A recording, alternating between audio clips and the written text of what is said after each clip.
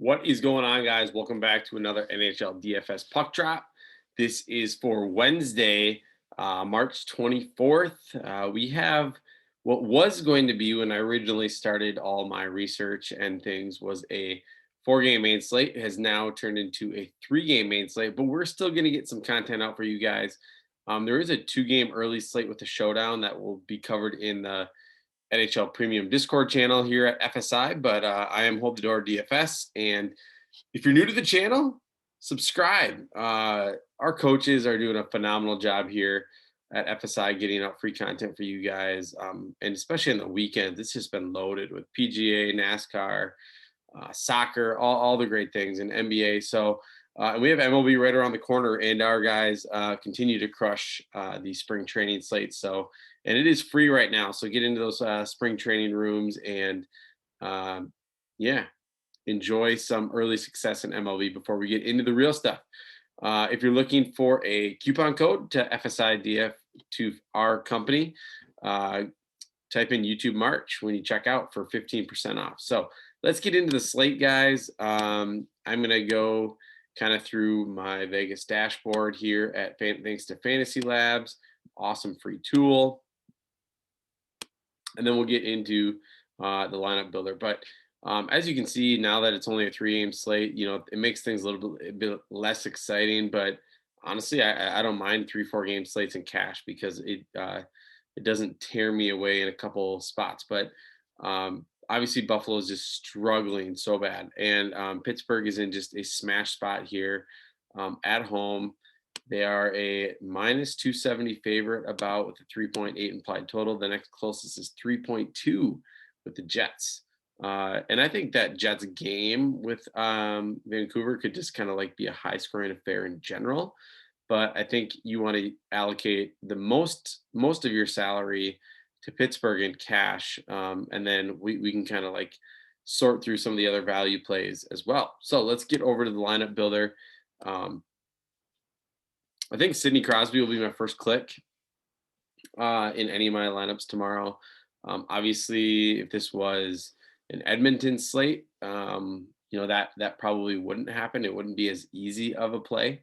Evgeny Malkin is still going to be out at 6,600, I believe. I don't think there's any chance that he's returning tomorrow.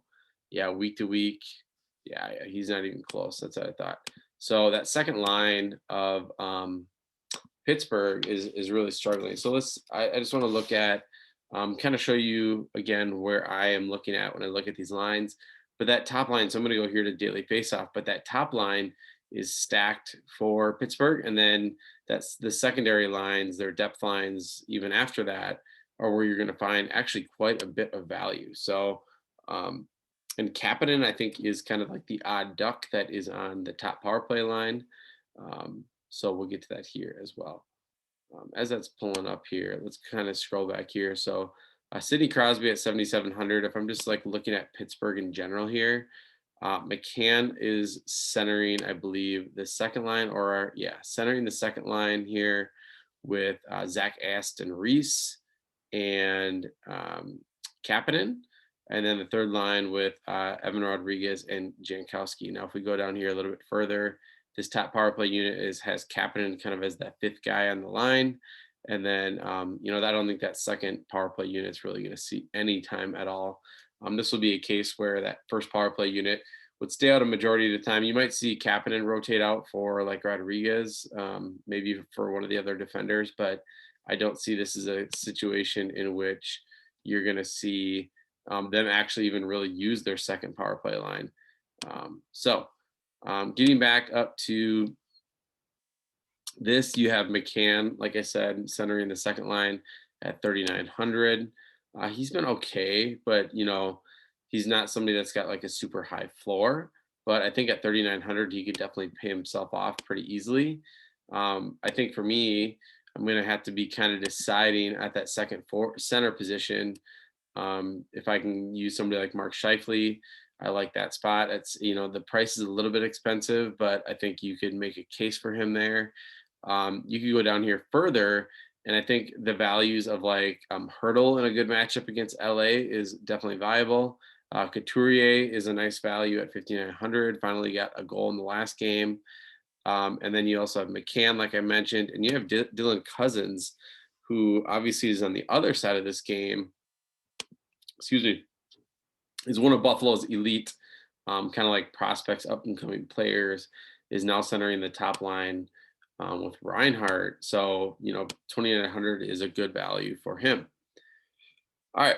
The rest of the center, like I said, we kind of talked about them. I think you're locking in Crosby, and then either decide if you punt down with McCann or Cousins, or you can go more mid-range with Dubois or Hurdle or Couturier. So let's go to the winger position. So I'm just going to kind of keep Sid just like plugged in my lineup and just kind of like building, a shell here.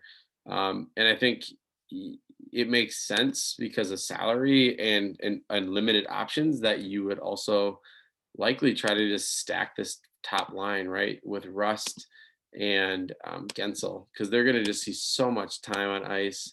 All three of them should be over 20 or close to 20. So you get these three guys. I do really like Kyle Connor too.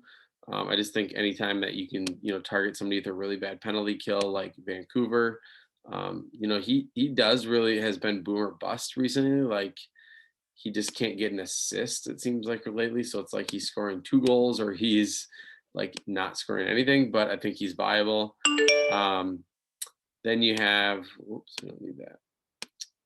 Then you have Ehlers, who's also decent, just not getting the line rush time that we want. Evander Kane's been in great form. Boesser is probably a pass for me.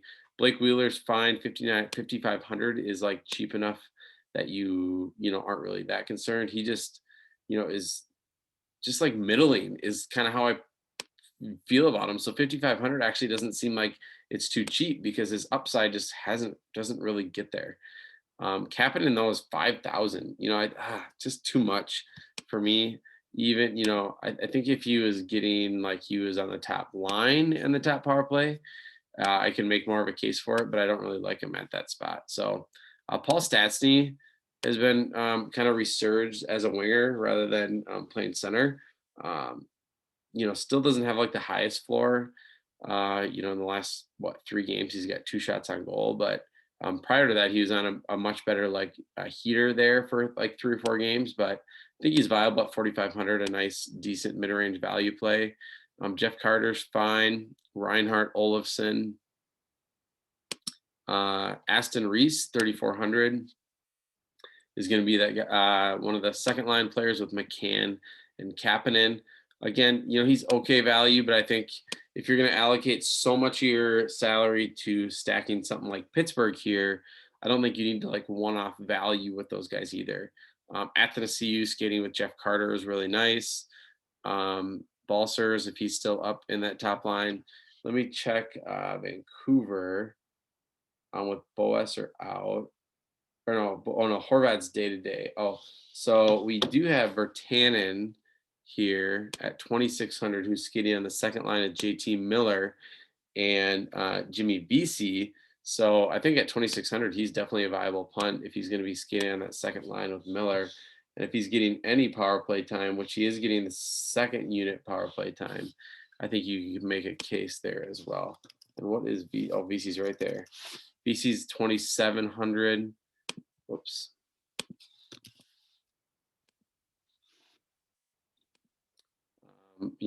Not really as much of a floor. So,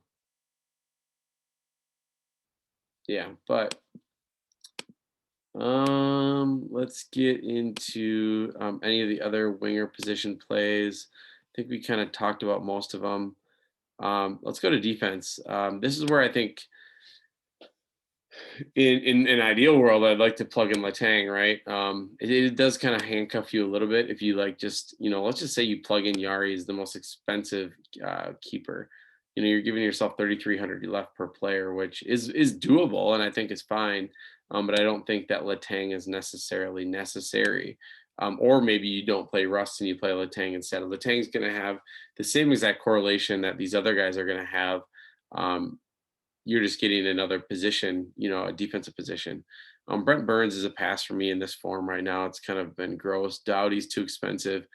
Pioink and Morrissey, I think I'd lean Morrissey because he's getting that top power play line, but nothing great. I still do like these guys right here. Edler, Forward, and Hamonic for like cash. Last game was a struggle for Edler, but look at the block shots here. I guess recently hasn't been as good, but 6, 8, 4, 3. And if you played any NHL DFS in the past, he's always been a cash cow. So I think he's always going to have that 3 block bonus in play. Derek Forward, is seeing a lot of the similar things here. You see 4 blocks, 3 blocks, 6. Is playing a little bit more ice time. So I definitely like him in terms of just getting peripherals to get there. Hamonic is the same case. Ristolainen used to be like that, but it hasn't been like that more recently. Mario Ferrero, though, is over 20 minutes of ice time. So I think he's got some decent equity in getting that ice time up. I think he might get some time on the second power play unit as well. Tyler Myers is viable as a punt, but these punts on here are kind of gross, honestly. Dahlin and Montour. Dahlin at 3,500. Who would have ever thought? He was up near 5K when Buffalo was good at the end of last year when they could score some goals. Sean Walker's fine. Marino.